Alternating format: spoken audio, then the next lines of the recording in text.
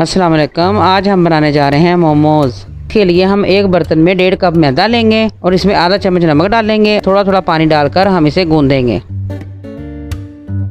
मैदा अब गूंद गया है, इसे हम अब 10-15 मिनट के लिए साइड पे रख देंगे। तब तक हम अपने मोमोज़ के लिए मटेरियल तैयार कर लेते हैं।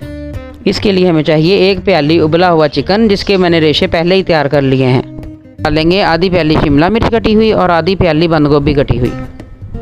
अब इसमें हम 1 चम्मच सब्ज़ मिर्च, 1 चम्मच प्याज और 1 चम्मच सब्ज़ धनिया कटा हुआ डाल देंगे। अपने बाकी मसाले भी डाल देते हैं।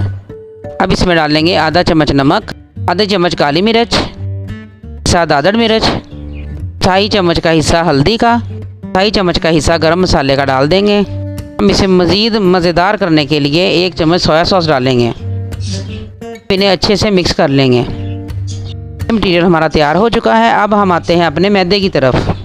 अब हम गूंदा हुआ मैदा लेंगे, उससे हम छोटा सा पेड़ा बनाएंगे इस साइज़ का। इस साइज़ में हम सारे पेड़े तैयार कर लेंगे।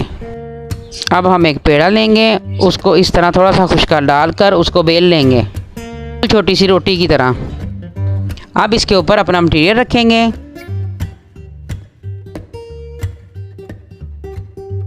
अब हम इसको इस तरीके से बंद कर लेंगे कि हमारी ये 3 तिकोने बन जाएं।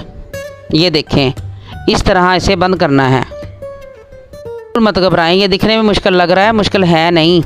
इसे आप ज़रूर ट्राई करें और ये समोसे से ज़्यादा टेस्टी है।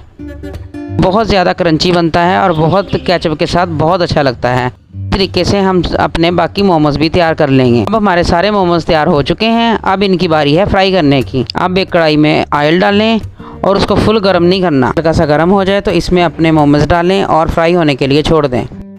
जिस तरह हमारे पाकिस्तान में समोसे पसंद किए जाते हैं, इसी तरह ये इंडिया में मोमोज़ पसंद किए जाते हैं। अब तो पाकिस्तान में भी उतना ही पसंद किया जाता है और इन्हें खाया जाता है।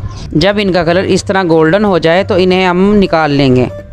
लीजिए, हमारे मोमोज़ हो चुके हैं तैयार। अब हम इन्हें अपनी मर्ज़ी से डिश आउट करेंगे। ये आप इमली की चटनी के साथ खाएं, दही के साथ खाएं, केचप के साथ खाएं, ये आपको हर तरह मज़ेदार ही लगेंगे।